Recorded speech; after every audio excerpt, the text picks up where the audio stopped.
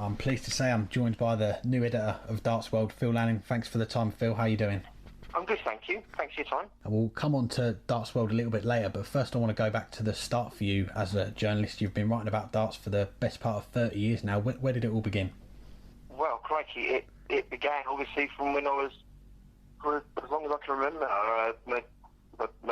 My father, as people know, was the first pioneer of darts on television in the very early 70s, certainly before I can remember, and obviously the News the World on TV, World of Sport was in 1972, and that was the first televised darts, and then that was the start of it all, really. And as my dad progressed in it, and it became more of a household sport on television, obviously I grew up in that. That was my childhood when I was in the early and mid 70s. I was born in 1970, and so I grew up with it. I grew up with darts and speedway. They were the two main sports my dad commentated on, and the darts was there everywhere. I mean, in fact, there's an awful lot of darts is actually the fact I didn't see my father very much when I was a child, because he was up doing he was either away on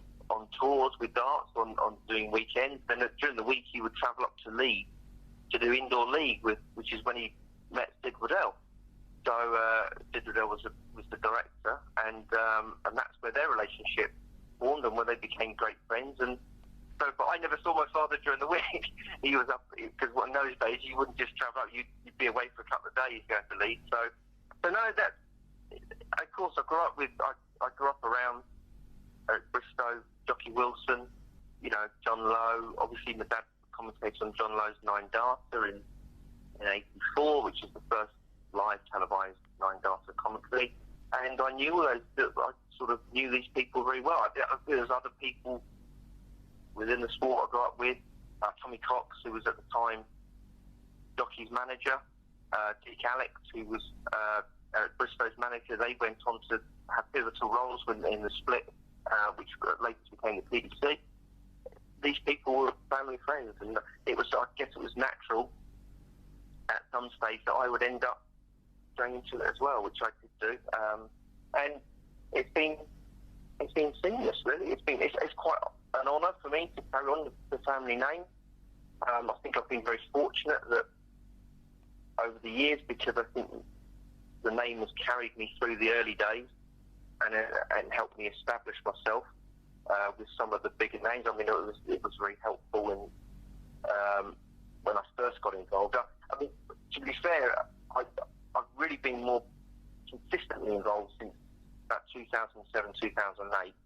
I was campaigning at the Sun for years and years when I was a journalist at the Sun, for the darts to be carried regularly rather than just World Championships, and that finally happened in 2007. And so no, it's been great, and obviously the last 12, 13 years I've been solidly at it. So as I say, it's been there all my life, and it's still there in my life, and now it's gone on another generation, because my son is a tailor, who's a photographer in it as well, and so we've got the third generation on its way as well. So it's been good. Excellent. You touched on one of your dad's colleagues in the commentary box, Sid Withell, and this is a poignant week, really. Sid would have been 80 on Monday yesterday when we're talking, and today when we're talking 8 years since he passed. You must have some memories of being around Sid and getting to know him during those years. Yeah, Sid was a one-off. I mean, I'm not the first person to say that, and I won't be the last. He was, again, someone very pivotal in my youth, someone who was, and very, very important to me as a journalist. My dad was obviously a huge influence on me, but Sid was a big influence as well during my darting times. And there's lots of poignant things that we went to. I can't believe it's 8 years ago that Sid passed away, and we ironically, and it's quite emotional, because my dad had, the last time my dad saw Sid was that they took the journey from Leeds station, the train station, and they used to walk to the studio, Yorkshire Television studio, to do indoor league. And the last journey they actually did, they were going to get a cab the train set, that they didn't end up doing it because they wrote the Yorkshire Television put a plaque up on where darts was born here on their building, and it was organised by Giles Smith at the time, which is a story he was doing, which is a lovely gesture. And they were going to get a cab there, and in fact, it snowed so heavily they ended up walking to the studio, and they did that, and that was the last time they saw each other, ironically. And the next time we did that walk was when we went to Sid's funeral. So it was a very poignant thing, and I did that journey with my dad 8 years ago today, and since then I've lost my dad as well. It's hard to believe we've lost so many huge characters in the sport. I mean, we obviously Jockey and Eric have gone now as well, and Tommy Cox has gone now. It's terrifying to think how all these big characters of my life have gone, but they still live with us very much so. I mean, it's lovely today. I've looked at social media today, and it's just fantastic to see that people still remember Sid so fondly, and when these pivotal days comes up, that he's remembered in that way. It's lovely. Definitely is. And back to yourself, along with the darts, you've interviewed some big names in other sports, celebrities as well. Who would you say has been your favourite person to interview? Crikey, that's a big question. I've been very fortunate. I interviewed Daniel Craig at a car launch. Believe it or not, he was launching a Range Rover a few years ago in Manhattan, New York. He was a very charming man. You know, crikey, there's been an awful lot. I mean, I've been fortunate to interview a lot of good people, and there's a lot of people I probably remember more the fact that I admired them. I think there's people like Darty Frank McAvenny, who was, I'm a West Ham football fan. I interviewed him, and they say never interview your heroes, but he was exactly the person I thought he would be, which is a bit of a relief, really. So no, it's been great. I mean, there's been lots and lots of different people over the years. I've interviewed politicians as well, and I tend to remember the stories more than anything. I tend to remember the things that have been more important than the person. I think in darts especially, I've been sort of involved in some interesting stories and across a full spectrum of different issues, and that's very rewarding more than anything, I think. And you touched on earlier as well about since around 2007, 2008, you helped push up the darts coverage on a national basis with the Sun, and you've done a lot of stories, I suppose, with dart players in the Sun since then. I mean, which ones stand out for you from memory that have attracted the most attention? Darts is a very curious sport, and I think that's why it fascinates me more than anything, because basically you can be writing about every day is a blank canvas. You can think you're going into a report on a sports story, or what is, you can either be reporting about Phil Taylor doing 2 9-darters, which I never thought I'd see, and on a night when Stephen Fry is commentating. I mean, that's it's just surreal if you actually think about it. And then, on the other hand, I've been going along to an event expecting to write a story about man beats man and wins tournament or whatever, and you end up coming over the massive human interest story.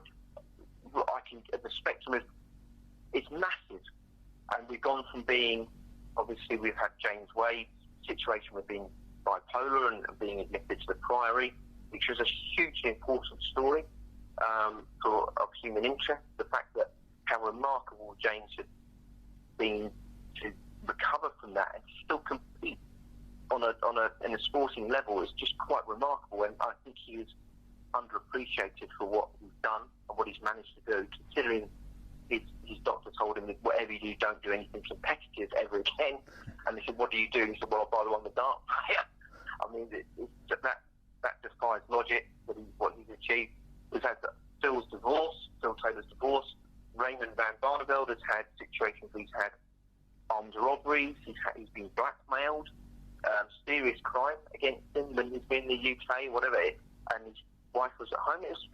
These are incredible stories. We've had the stupid stories, the ones that we are, obviously being a tabloid journalist, is the ones which have always created the biggest stir of being daft. Things like we had Floorboard Gate, when I think it was Gary Anderson and Adrian Lewis had a spat at a tournament because Gary felt that Adrian was bouncing too strongly on the walking back from the hockey. was making a stage move. I seem to remember having to ask quotes from the PBC officially and say whether they would be reinforcing their stages, which I'd never thought the question I'd have to ask. We had Gary Anderson and Wesley Harms at the Grand Slam a couple of years ago, where there was a vile smell on the stage, which they were accusing each other of. It's, you know, you never know what you're going to get with darts, and I think that over the years we've had so many different ones, and that's what makes it really interesting, and that's why I think the public find the sport so interesting. Let's talk about something that's happened more recently for you then, and that's being announced as the new editor of Darts World, the longest running darts magazine we've got, and talk us through how that happened and why you took on the role. I felt about 18 months ago that I thought the sport was perhaps undersold in certain ways.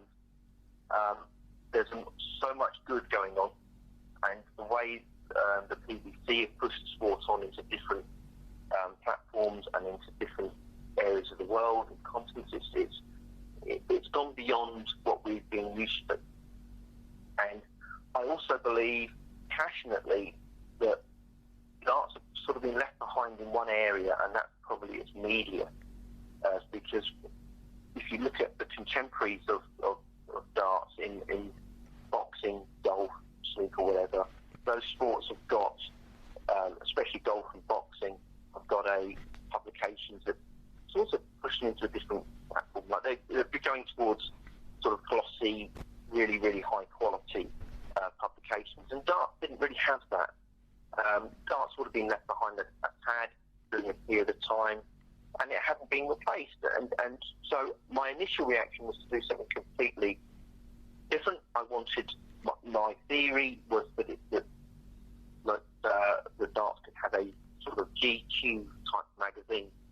Again, one of the things that provoked me down that line is that wherever I was writing these, what I would regard as high quality human interest stories for newspapers, where all the time, because of the lack of space in newspapers now, and you know, it's difficult to, you know, you're all the time being asked to, you know, when a story could be 1,500 words, a proper really good long read, you're having to nail it down to 300 words to make sure it was used in a tabloid newspaper, and that became a huge frustration for me, because I felt there was so much more out there, and these dart players are still so much more accessible and so much more open than other sportsmen, and it was something that sort of nagged away at me, and the two things came together, and I just decided to jump into a magazine idea. That was Oki. Last year, I wanted the Darts World was on my radar, but I didn't feel at that stage that it was the right thing for several different business reasons. So Oki was born, and it came out last December, and it was received very well. I was really delighted with that, and we were off and running. I was then, it was then by sheer coincidence, I was approached by a third party about Darts World being taken over, and the plans which were around that, and so that two things came together. What accelerated that coming together was obviously coronavirus and lockdown, because suddenly we had what probably would have taken maybe a year to sort out and to look at something. We suddenly had this time on our hands for 3 or 4 months. So that probably, and in fact not probably, I would say certainly, has been a great help, because it's come together a lot quicker, and I think we can move on a lot quicker. Darts World, as I said, again, right from when I was a very young boy, Darts World was part of the household. It was there. It was sent through. My dad wrote for it, so it wasn't much of a decision to try and, you know, reinvent an institution rather than carry on with a new name. It was a. I mean, Oki still will continue, and it's still part of the group, and we will continue to push that out, and it's still part of Darts World as well, brand and the name and how and what it represents. But to be part of Darts World seems, you know, I'm an old romantic at heart, so obviously when the opportunity came up, I jumped at it really. And we've just seen Darts World relaunch with its new issue, the two different covers. I had a flick through this morning, some really great stuff in there. I mean, how pleased are you with how the relaunch issue came out? Very pleased. There's always scope for different ideas and different thought processes. I think there was from my point of view, it was important to retain all of the institutionalised type of stuff in Darts World. That, you know, there's so many good columns in there, so much good grassroots, which must remain part of the sport. And I think that's what people have got to remember as well, that while the PDC is this glossy, you know, very, very well-oiled machine, and what they're doing at the top end is Darts' soul is in its grassroots, and it's about in the counties and about what's going on in pubs. Well, was going on in pubs until lockdown, but that's the heart and soul of the sport. So it's important to keep that element in, and we will never ever lose that element, because the minute Darts loses that element, that it could very well lose its whole alluring aspect to the public, because it's just so accessible. And we found that during lockdown as well, because, you know, sales of darts and dartboards went through the roof because people wanted to take darts at home. So it just shows that still exists. We wanted to retain all that, but at the same time, it has this element, I believe, where we need to push darts into where it can sit on coffee tables. It needs to sit on. Not my feeling is that, you know, you go into a lawyer's office or whatever, and it's sitting there. It can belong there, because darts has got the characters and the stories like any other top magazine, like GQ or Esquire or Women's Own. That all of these magazines exist because of powerful human interest stories, and darts has that, and it's never been pushed out in that manner, and it's always been sort of just this perception of darts being fat blokes, you know, drunk fat blokes throwing sharp objects at a ball, but it's far much more than that. And it's really very big passion of mine to promote that and to sort of push that out. Lastly, before we let you go, I should probably ask you about what it's been like reporting on darts during this current climate. Of course, we just had the World Match Play a few weeks ago now, and of course you were part of the guys that were chatting to the players after the tournaments, of course, away from the venue via Zoom and other things like that. What's it been like reporting on these big events but not being able to be there and chatting to the players?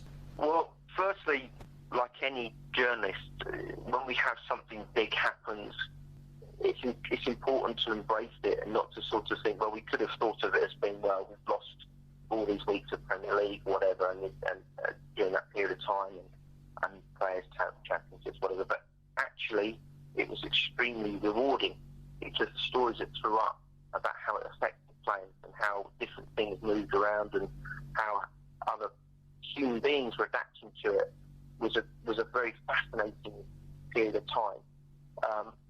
I do have to congratulate the PDC during that period of time, because the home tour was important, and actually we ended up breaking the story on Gary Anderson's Wi-Fi not being strong enough initially to playing it. Keegan Brown, you know, ditching his practice to do more shifts in NHS and stuff like that. And those stories went viral, they went massive. And so it just goes to show that there was an appetite for it. And it was good as a journalist, because it gave you a different school of thought. And again, it wasn't just about a man beating a man at the Premier League, it was something much bigger than that. Again, the BBC have been terrific during that period of time as well, because they evolved very, very quickly and reacted very quickly to get people on Zoom chats with journalists one-to-one or with group chats. Again, we had that at the summer series and match play. We speak to the winner after each match. Each match. So that was pretty good as well. And it's not quite the same. It's not the same as that one-to-one thing, face-to-face. But we're in a new world, and at the same time, the players have been very helpful. The darts media at the PDC have been very helpful. So I think it's been pretty good. I think all round, I think it's been quite an exciting period of time. I think there's more to come. Obviously, we're back at the Premier League in a couple of weeks, so we'll be back to some sort of normal, hopefully. But it's getting there, and I actually think it's been a particularly rewarding period of time It's not particularly for the players, maybe. They've lost money and it's been difficult. But you know what? We're still here and we're still producing good stories and they're still playing good darts. So it can't be that bad. Definitely not. Well, Phil, thanks very much for your time. Congratulations again on the relaunch with Darts World, and wish you all the best with everything going forward as well. That's great. Listen, thank you very much for your time. It's much appreciated.